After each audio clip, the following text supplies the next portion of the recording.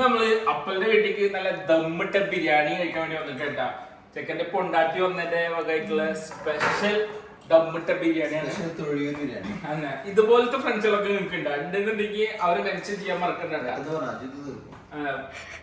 ഒരു സുഖത്തെ നമ്മളെ നാട്ടിലെ ചെക്കന്മാരുണ്ടല്ല ഒരു രക്ഷയില്ല. ഇതൊക്കെ സംഭവം ഉണ്ടല്ലോ. ഒരു കാര്യം പറയാണ്ടായിരുന്നു. ഞാൻ ഇവരിന്നെ വിളിച്ചിട്ടായിരുന്നു ഭക്ഷണത്തിന്. ഞാൻ വിചാരിച്ച് തമാശക്ക് വിളിക്കാന്നിട്ടാ. നോക്കിയപ്പോ ഒരു ഫുള്ള് ബിരിയാണിയും കാര്യങ്ങളൊക്കെ സെറ്റ് ചെയ്തിട്ട് നമ്മളെ വെയിറ്റ് ചെയ്തിരുന്നു. ഞാനൊരു 1.5 മണിക്കൂർ ലേറ്റ് ആയി. ഈ ദമ്മൊക്കെ പോയിക്കണം പാവം.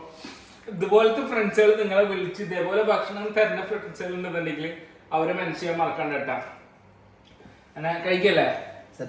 പിന്നെ അല്ല, ഇനി ഇതിങ്ങനെ മറിച്ചിടാം. കുറച്ച് നല്ല അടിപൊളി ബിരിയാണിയാണ്.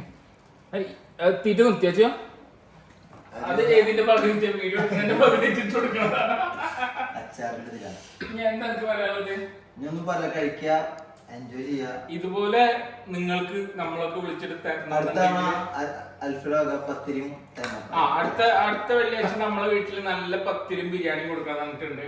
ഇപ്പൊ അതിന്റെ വെയിറ്റിംഗിൽ പത്തിരും ചിക്കൻ കറി, സോറിടാ, നല്ല നല്ല കട്ടിപ്പത്തിരും ചിക്കൻ ബിരിയാണി അടുത്ത വെള്ളിയാഴ്ച നമ്മളെ വീട്ടിലേക്ക്.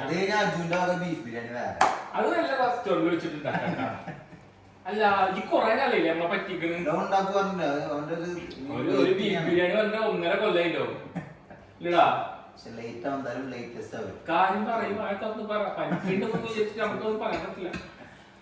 എന്റെ കൊണ്ടാട്ടി വന്ന സമയത്ത് നല്ല ഫുഡൊക്കെ തന്നിട്ടുണ്ടായിരുന്നു. നീ ആ പ്ലേറ്റ് ഉണ്ടാകുന്ന കൊറേ നേരം ഇത് വെച്ചിട്ട് വെയിറ്റ് ചെയ്യണേ.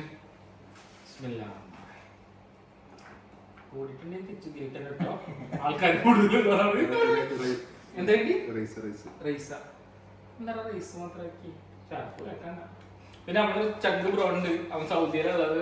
അവത് കാണുമ്പോ വിഷമിക്കണ്ട, നമ്മുടെ നാട്ടിലുള്ള അതേപോലെ കൂടാട്ട നമുക്ക്. പിന്നെ ഇതേപോലെ നിങ്ങളെ ഈ വീഡിയോ ഒക്കെ കണ്ടിട്ട് നിങ്ങൾക്ക് നമ്മളെ വിളിക്കാനൊക്കെ തോന്നുന്നുണ്ടെങ്കിൽ വിളിച്ചോ. നമ്മ വന്നിട്ട് ഇതേപോലെ ഫുഡ് കഴിക്കുന്നതാണ്. അപ്പൊ ഓക്കെ, ഇനി ഫുഡ് കഴിക്കണ വീഡിയോ എടുക്കണില്ല. ഓക്കെ.